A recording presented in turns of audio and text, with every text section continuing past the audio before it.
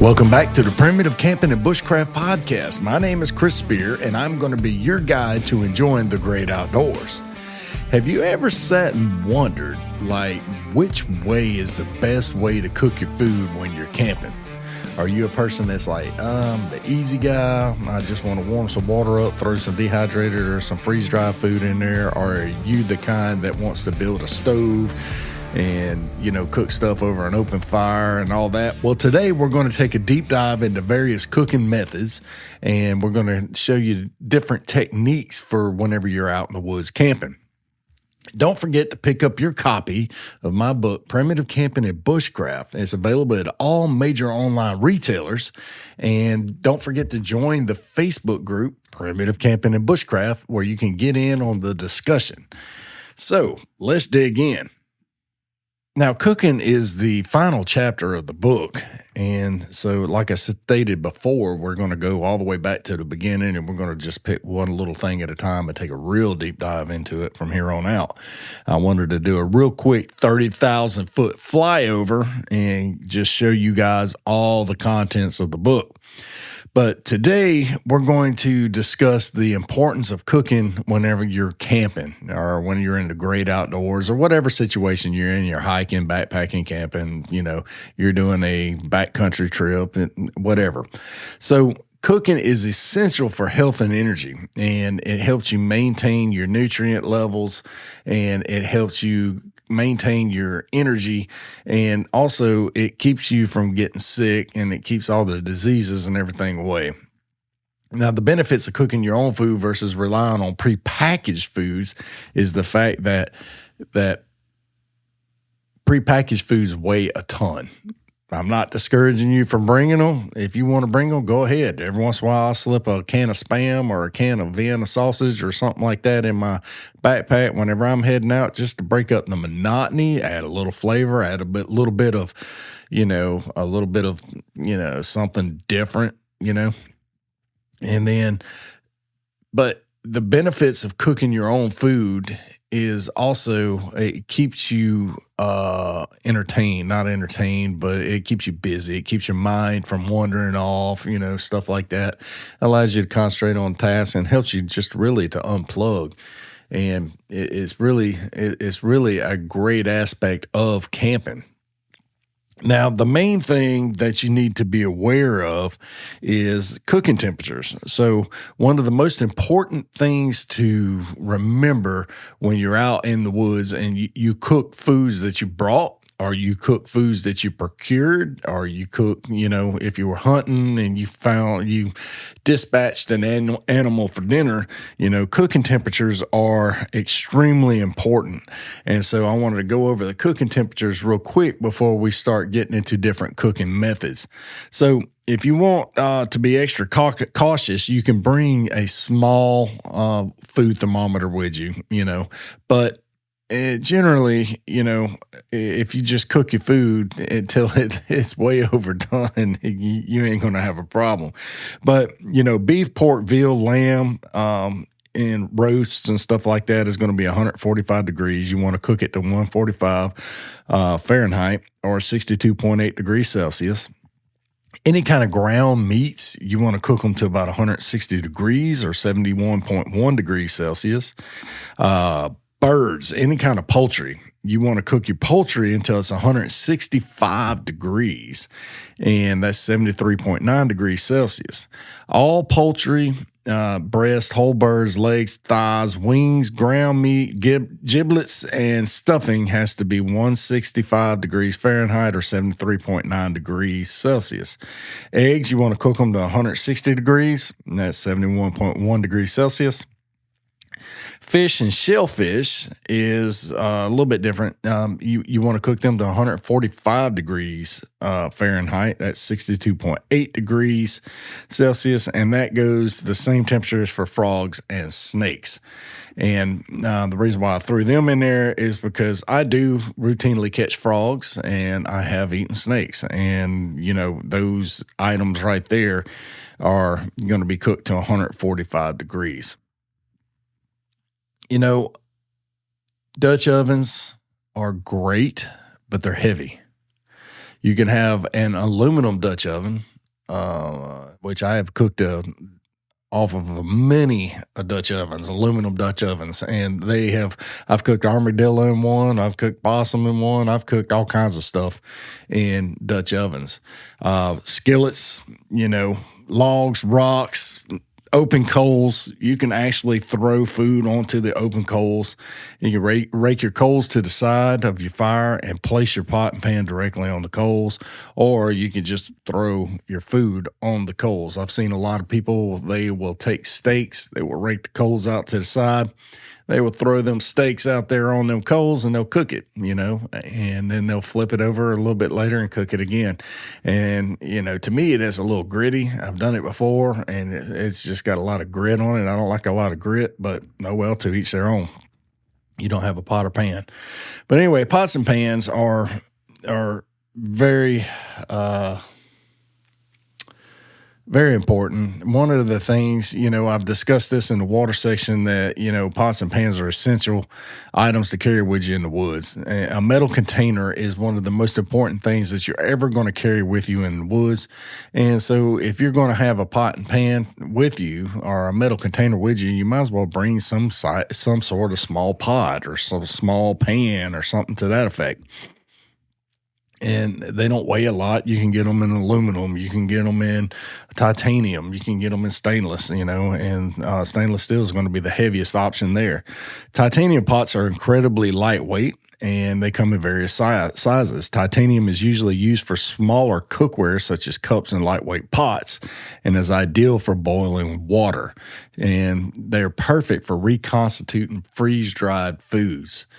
Aluminum has anything from 24 quart pots and bigger, and they're a very lightweight option. And these things, I've got pots up at the restaurant that I've used that are completely made out of aluminum, and these things are huge. You cook 4 gallons of gumbo in it at a time, 4 or 5 gallons, and aluminum is a lightweight option that has been a camper go-to for a long time. Aluminum tends to have fewer hot spots. Now, titanium has a lot of hot spots in it, but aluminum has a little bit less hot spots. And all a hot spot is where, it gets hotter in certain areas before it does the other. So the metal might be a little thinner and it generates a little hot spot there. So depending on the pot style and thickness, it cooks food more evenly, the aluminum will. Now, moving on over, we have stainless steel. Stainless steel is very prevalent in the camping world. You got the Pathfinder 10-inch stainless steel skillets. That's pretty much everybody's seen those dudes. You got stainless steel pots and pans and bush pots and what do they call them? Billy pots and stuff like that. Stainless steel is much heavier than titanium and aluminum, but it is durable and dependable, making it perfect for using it in the woods. And, one of the things about stainless steel is that it's not very difficult to clean. A lot of people make fun of me because I'll tell them that I could bring some steel wool to start a fire in the woods, but really what I'm bringing the steel wool for is to clean my stainless steel pots. In the event of something happens, you can start a fire with it. But steel wool is perfect to clean your stainless steel, your aluminum, your titanium, all that, whenever you get out there in the woods and your food sticks. Stainless is notorious for having food stick to it. It's it does have some hot spots to it, but it is very robust and it lasts a long time. Now there's another one, cast iron. Cast iron is not the go-to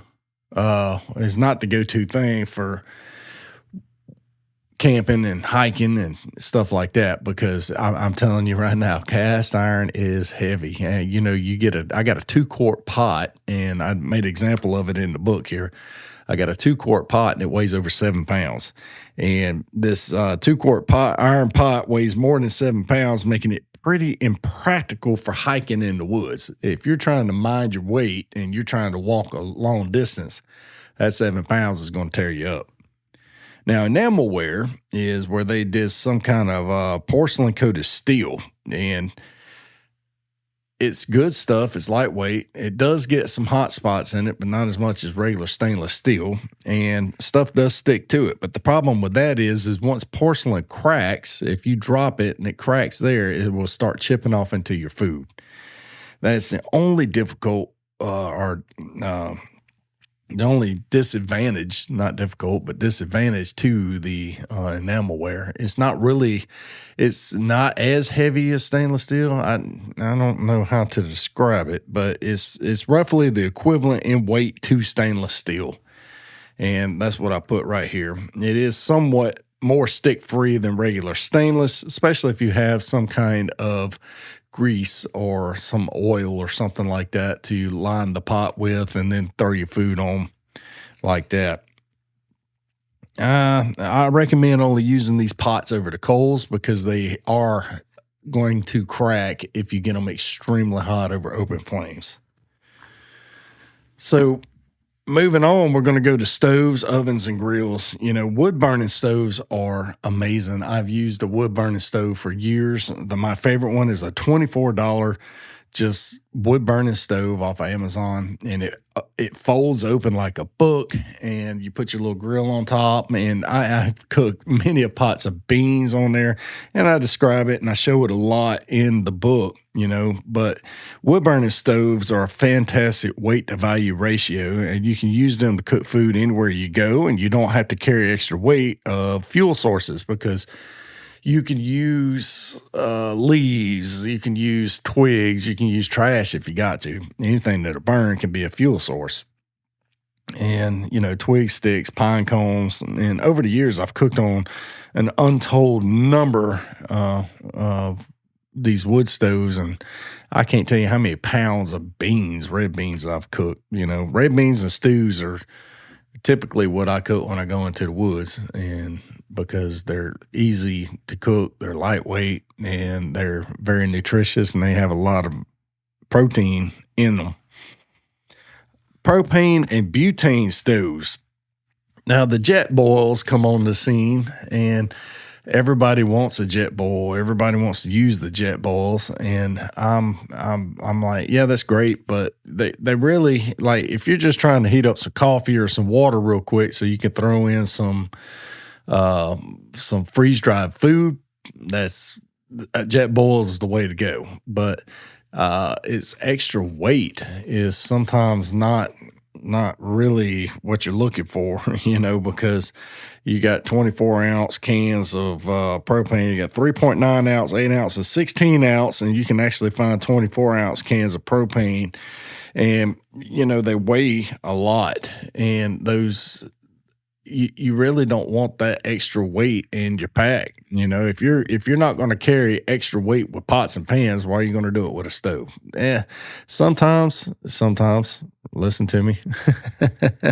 There's going to be places where that's the only option that you have is propane. Now, I get it. I understand. But down here in the South, the South, East, and West of the United States, where it's relatively warmer environments, unless you're way up in the top of the mountains, you're not going to need a propane stove. Not that I'm against it. I'm really not against it. I just personally prefer not to carry a propane stove.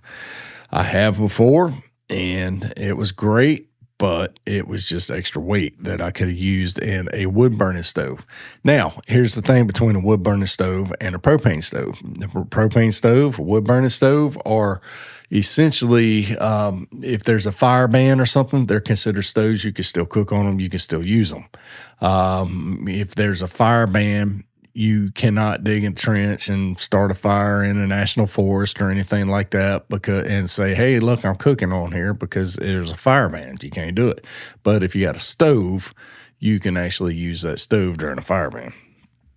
So there is a thing called a bedroll stove in here. And essentially what it is lightweight, it's convenient, it's a complete cooking system that comes in a single bag that can be rolled up in your bedding, hence the name, the Bedroll stove.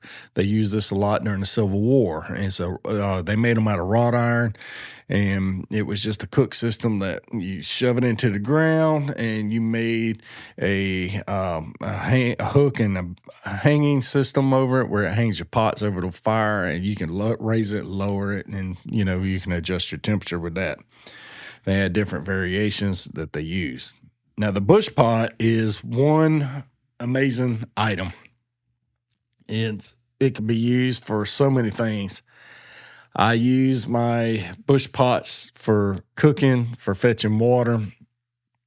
I use them for stoves, for ovens to cook biscuits and stuff like that.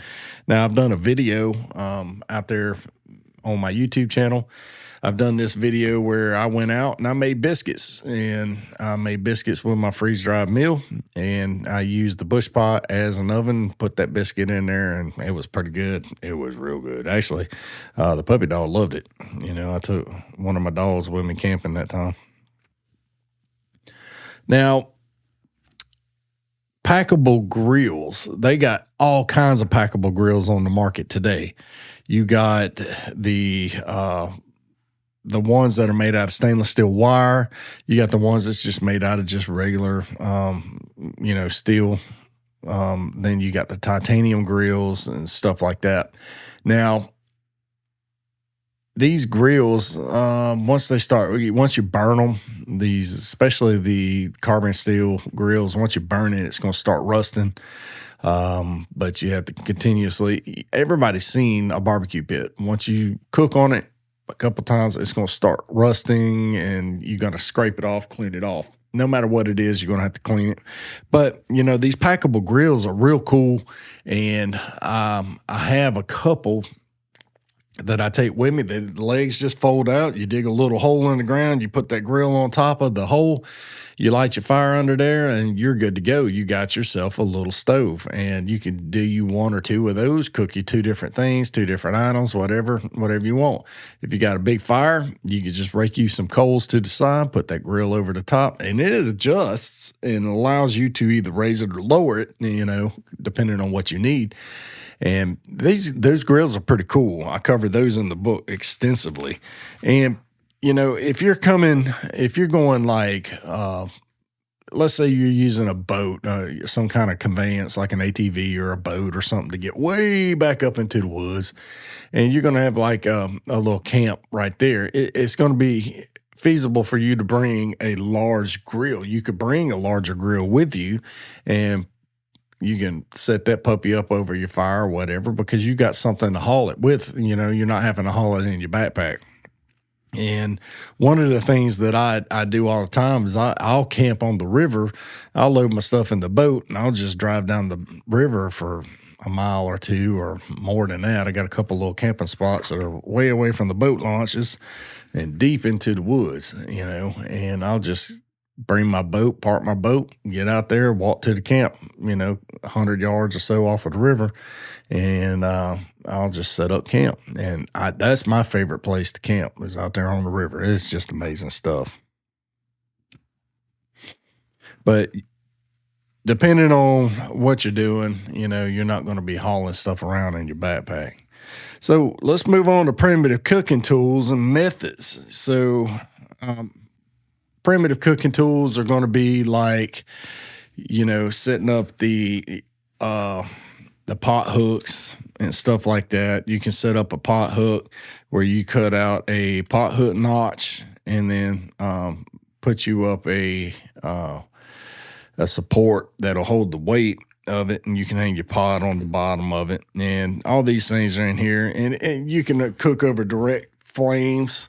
I don't know if you can see that too well for those of you watching the video, but you can cook over direct flames with your pot crane. And a pot crane is easy. It is extremely easy. You could use it to cook you a chicken or cook you some kind of meat, a fish, whatever, over the open flames. And or you can put a notch in there and put your bell on there and just hang your pot over the fire.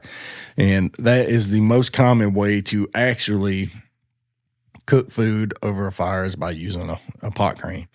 And a lot of people do it and they don't even know what it's called. And me, I use what's called an adjustable pot crane. I've started using one of these a while back where it's just like 1, 2, 3 sticks.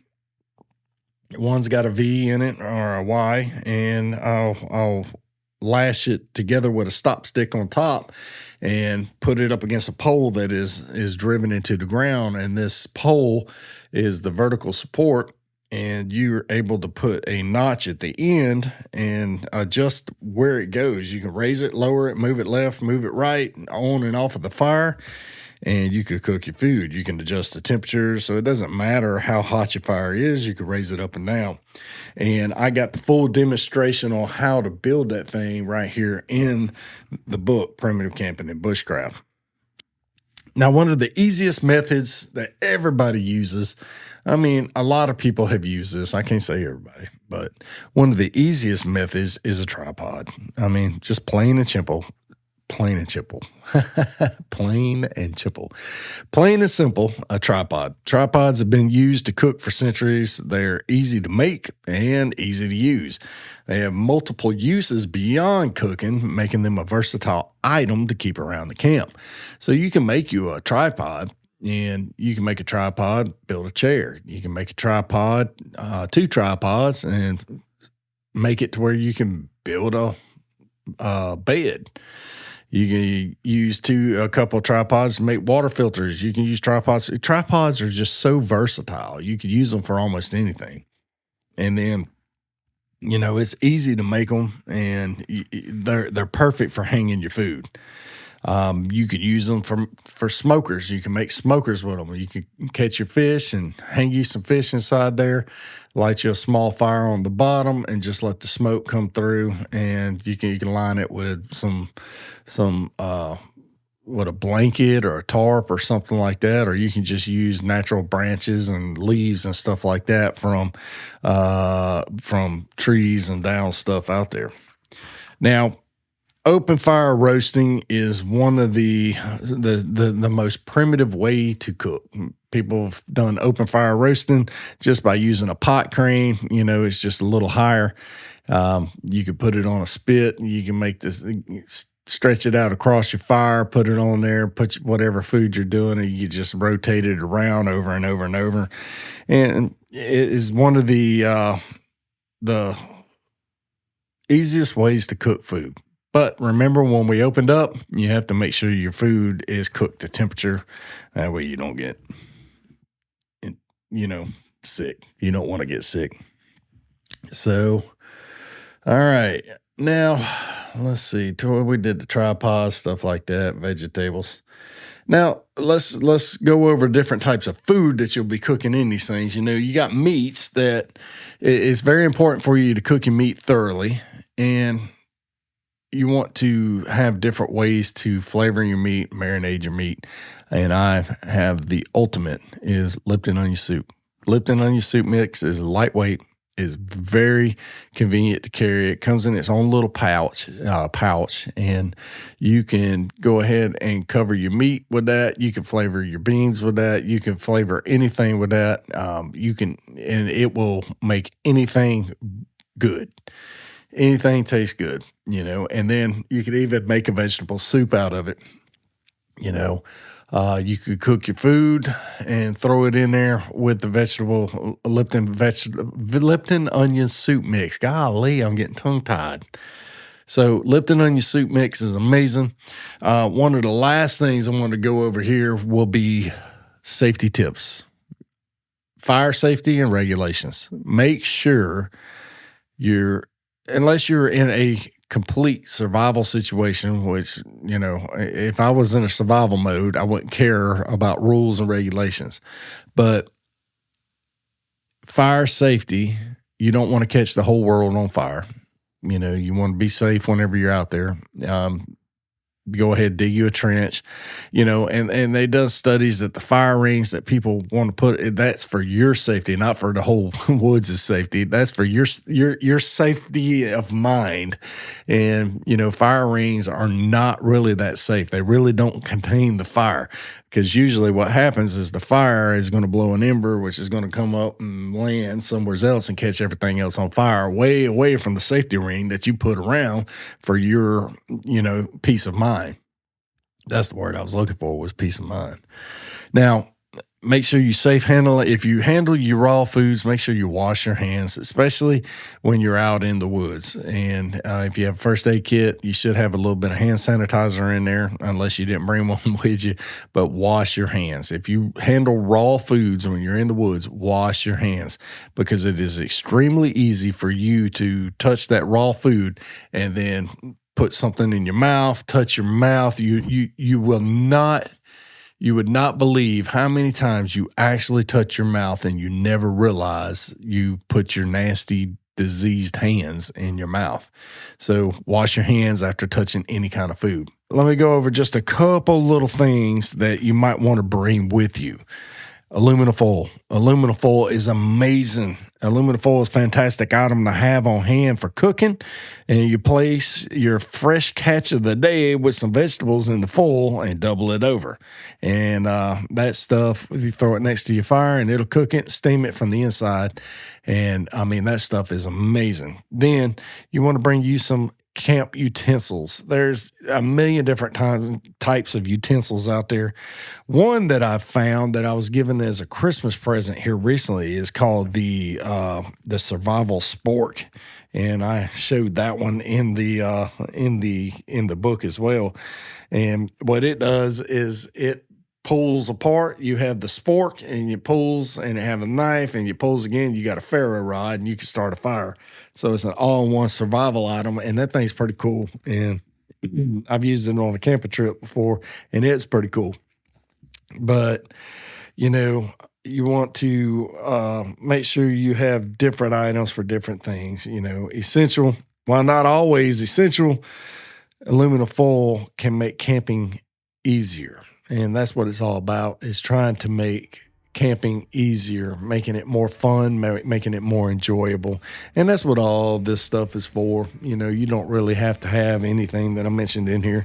You could do it the way you want to do it. But what I'm trying to get at is that there's no one way. Every way is, any way is the right way. There's no wrong way. You could do it any way you want.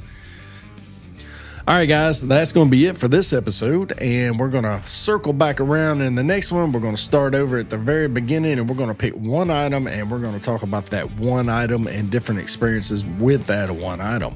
We're going to be basing this off of the book, Primitive Camping and Bushcraft, and go ahead and pick your copy up. Right now, it's on sale on Amazon for like $16. It's actually a pretty good little deal. It's like 15-20% off, something like that. And then you can pick it up on any kind of major retail outlet, Barnes & Noble, Walmart, Target, any of those right there. So hopefully you enjoyed this episode, and don't forget to join the Facebook group, Primitive Camping and Bushcraft, and I'll see you in the next episode and the next video.